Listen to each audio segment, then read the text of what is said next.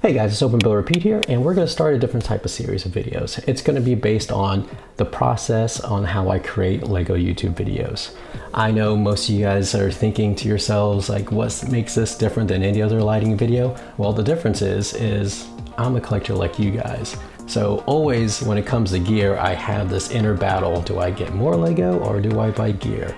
Do I get more Lego or do I buy more lighting? Do I get more Lego or do I buy things that help me with my video editing? I get it. So these videos are designed to be budget friendly, keeping in mind that we ultimately want to buy more Lego. And also a disclaimer, guys, I am not a professional videographer or photographer or anything of that sort. I'm self-taught just like most of you guys are, and started the channel not too long ago. I have watched tons of hours of YouTube and developed a passion for videography and making these videos. But I do like, again, collecting Lego. So I'm kind of just like you guys. Like, did we just become best friends? All right, so let's get started, guys. We're gonna talk about the way I set up my lights. Let's start with the light system. And I have a 3-light system. I start off with my key lights, which is my brightest light, and that's usually set up to the right of my camera. Then I have a secondary light. Now the secondary light is not as bright as my key light, but what it does is help eliminate some of the shadows. Now, the reason why you want to eliminate some of the shadows is because you want your camera to capture as much color as possible, and the only thing that's going to help is light. The other third light, my accent light. Now, the accent light I use mainly just to set up like a little background lights, a blue, yellow, green, whatever, to highlight whatever I'm building. Now, to be honest with you, you really don't need the third light. I mean, that's just something extra I put in there just to give it an extra little spice. You could really just go with your key light and your secondary light. Now, the 3-light setup that you see, I actually use not only for my builds, but also for this kind of scene right here. My main key light is right above my camera. It's super bright. It definitely gets getting used to, but trust me, it helps. It allows your camera to give out the best picture. Now for your lights, the different types of lights you can get. I started off most of my videos using these lights. These are the newer LED lights that actually come with a tripod and powered by USB. They actually come in a pack of 2 and are very budget friendly. Now, what's nice about these is that you can control the brightness. So one can be set up as your key light and the other one can be set up as your secondary light. It also comes with some gel packs that you can slide in here for different color effects if you really want to. Or other key lights that you can get. One, of course, is a ring light, which everybody's familiar with. And the other one is a softbox I'm currently using right now. Now the softbox, I prefer a little bit more over the ring light and the newer lights. It is a little bit more expensive, yes, but it diffuses the light a little better and gives an even and softer result.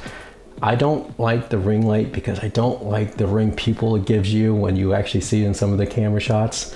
So I avoid the ring light, but it's a good option. I'm not hating on those. I just prefer the softbox a little bit more.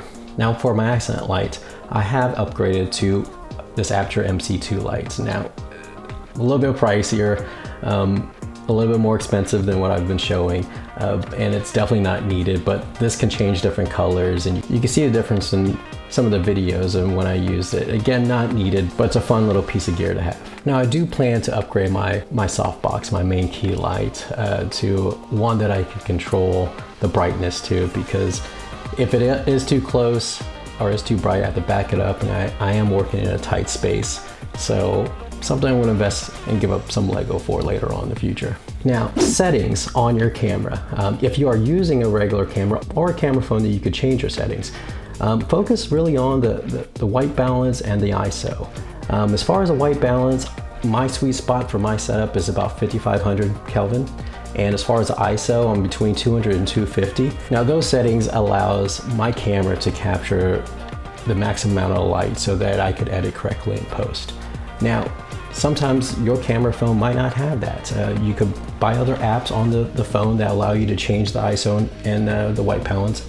And maybe you don't want to spend that either. You might want more Lego, which is fine too. Now, if you don't want to mess with the ISO or the white balance, I understand. And if you want to put everything on automatic, I understand that too. I've done that in the past as well. You can still get a quality video.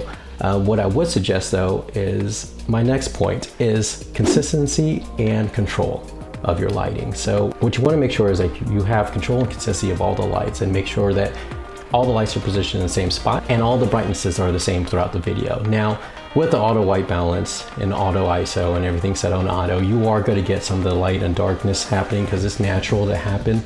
So just be aware of that. But you want to be aware of all the lights around you. I actually turn off my ceiling light that I have in my room when I'm recording because I can't control that, because sometimes the fan's on.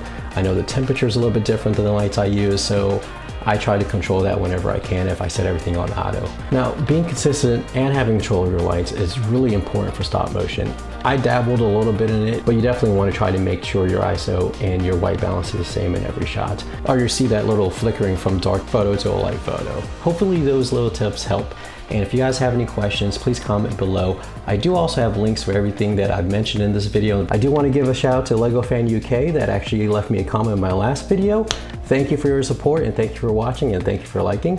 I think you liked the video. If you guys want a chance at a shout out in the next video, just go ahead and like the video and comment below with your favorite Lego theme, and I'll pick one out for the next video.